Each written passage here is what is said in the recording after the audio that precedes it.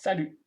Voici le troisième théorème de la trigonométrie du triangle quelconque, un grand théorème qui s'appelle le théorème de l'aire, mais qui, on va le voir, est beaucoup plus simple que les deux autres qu'on a déjà vus, le théorème du sinus et le théorème du cosinus. Alors, que nous dit ce théorème? Ce théorème, tout simplement, on prend un triangle de nouveau quelconque, ABC, et j'ai besoin de savoir trois choses pour ce théorème. J'aimerais connaître la longueur B ici, la longueur A ici et l'angle gamma ici. Alors vous voyez bien géométriquement que si on connaît ces trois longueurs, on connaît l'entier du triangle. La question qu'on se pose, c'est que vaut l'aire du triangle? Eh bien, le théorème de l'aire nous dit que cette aire, que je vais noter A comme ça un peu curviligne, vaut la moitié, une demi, du produit de A et B fois le sinus de l'angle gamma. Une formule extrêmement simple, aussi simple à utiliser et assez facile à démontrer, on le fait maintenant. Pour la preuve, on va considérer deux cas, évidemment, le cas où l'angle gamma est aigu et le cas où l'angle gamma est obtus. Mais première chose à faire, c'est se poser la question, comment calcule-t-on l'aire d'un triangle d'habitude? Eh bien, l'aire d'un triangle, elle nous est généralement donnée par la moitié, ça c'est bon, on l'a dans la formule qu'on veut démontrer, de la base fois la hauteur. Donc a priori, dans cette situation, pour calculer l'aire de ces triangles, j'ai envie de tirer une hauteur. Faisons-le. Depuis le sommet B, je tire la hauteur et j'obtiens un point H, le pied de cette hauteur. Depuis le sommet B, dans le deuxième cas, je fais la même chose. Il me faut donc prolonger ici le segment, le côté AC, pour pouvoir prolonger cette hauteur qui tombe en dehors du triangle. Très bien.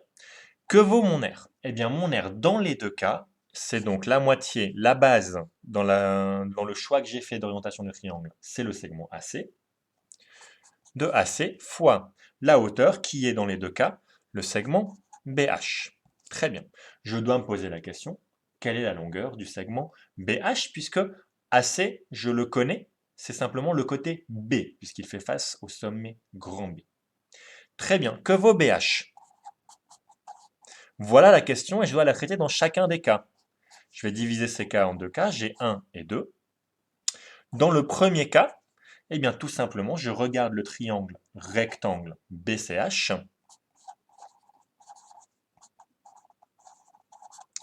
Et dans ce triangle, je peux simplement exprimer la longueur BH en fonction du côté BC et de l'angle gamma. Comment je fais ça? J'utilise un rapport trigonométrique qui est le rapport trigonométrique du sinus. Donc dans ce triangle, on a que le sinus de l'angle gamma, c'est égal à BH, la cathète opposée, divisé par BC, l'hypoténuse. Donc BH sur BC. Ce qui me donne comme relation que la longueur BH que je recherche, elle vaut sinus gamma fois BC. Et BC, c'est quoi? C'est le côté que j'appelle d'habitude petit a. Donc c'est sinus gamma fois a. Ok. Deuxième cas, eh bien c'est identique à un détail près. Quel détail? C'est qu'ici on a l'angle gamma qui nous intéresse. Par contre ici dans ce triangle BCH, c'est bien l'angle pi moins gamma. Un demi-tour moins gamma qui m'intéresse. Identiquement, on a sinus pi moins gamma égale eh bien, BH sur BC comme avant. Mais c'est quoi sinus pi moins gamma? Rappelez-vous le cercle trigonométrique, le sinus de pi moins gamma, c'est le même que le sinus de gamma.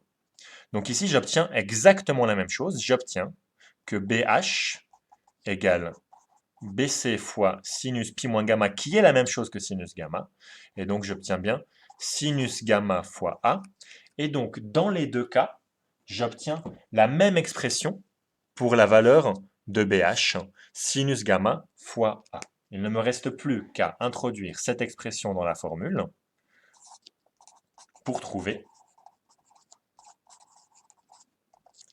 Eh bien, l'aire, qu'est-ce qu'elle vaut? La moitié de la base. Bon, la base, c'est le côté AC, donc c'est le côté B, fois la longueur de BH, et BH, c'est sinus gamma fois A, que je vais écrire A fois sinus gamma. Et ça, c'est bien la même chose, la multiplication étant commutative, que la moitié du produit de AB et de sinus gamma. Voici donc ce que j'obtiens quand je cherche à calculer l'aire du triangle, c'est le théorème de l'aire. Alors, en pratique, comment on l'utilise? Eh bien, voyons ça, on fait deux exemples très rapides d'application. Premier exemple ici, je me donne un triangle, j'affirme que l'angle en A vaut 30 degrés, la longueur AB vaut 5 et la longueur AC vaut 3. Calculons l'aire, question calculons l'aire. Eh bien, dans ce cas-là, l'aire, c'est une demi-fois, alors je vais tourner les côtés. Avant, je m'étais mis au sommet C pour avoir la formule AB sinus gamma. Mais ici, je me mets au sommet A. J'ai le sinus de alpha fois le produit des deux côtés adjacents à l'angle alpha, c'est-à-dire AC et AB. Donc, dans nos notations, le côté petit b et le côté petit c. C'est une autre écriture du théorème de l'aire qui est centrée sur l'angle alpha et non pas sur l'angle gamma. Si j'introduis les valeurs ici, j'obtiens la moitié de B, c'est 3, fois 5, fois le sinus de l'angle de 30 degrés. C'est quoi le sinus d'un angle de 30 degrés? Je pense que je l'ai utilisé assez souvent pour que vous vous en rappeliez maintenant. C'est une demi. J'obtiens donc une demi fois 3 fois 5 fois une demi, c'est-à-dire 15 divisé par 4. Deuxième exemple. Alors ici, je vais prendre un triangle ABC dans lequel je connais l'angle qui est en bêta. J'ai bêta qui vaut 45 degrés, et je vais me donner une longueur, la longueur opposée au côté C, donc la longueur petit c, qui vaut 10. Et ce que je me donne comme information, en plus de ça, c'est que l'aire vaut 8. Et sachant tout ça, eh ben, je peux résoudre le triangle. Commençons tout de suite. Connaissant l'aire, à l'aide de bêta et de la longueur C, ben, je peux utiliser de nouveau mon théorème de l'aire. Le sinus de l'angle en B fois le produit des côtés adjacents. Donc je sais que cette aire, c'est A fois C fois le sinus de bêta. Ça me permet de trouver la valeur de C. Je trouve la valeur de C, c'est l'aire. Oh pardon, ici j'ai oublié un une demi. Donc pour isoler C, je vais multiplier par 2. Ça va me donner 2 fois l'aire de ce côté. Je vais devoir diviser par A et diviser par le sinus de bêta. D'accord. Maintenant, je connais toutes ces valeurs. Donc 2 fois l'aire qui vaut 8. A qui est ce que je cherche. Alors non, je me suis trompé. Donc ici, évidemment, je connais déjà C, je ne cherche pas C, je cherche A. Donc pour isoler A ici, il faut que je divise par C. Donc la formule est exactement celle-là. Donc A égale 2 fois l'aire divisé par C divisé par sinus bêta. Et donc C vaut 10, et puis le sinus de bêta, c'est le sinus de 45 degrés. Alors si je fais le calcul rapidement pour trouver cette valeur, 2 fois 8 divisé par 10 divisé par sinus 45, je trouve 2,26 environ. Donc je trouve cette longueur ici que je cherchais, 2,26, et maintenant je suis en mesure de calculer tout le reste du triangle, par exemple ici en utilisant le théorème du cosinus, puisque je connais deux longueurs et un angle, et ça me permettra par exemple de trouver les autres angles à l'aide du théorème du sinus, ainsi de suite. Mais ça me met en route pour résoudre entièrement ce triangle.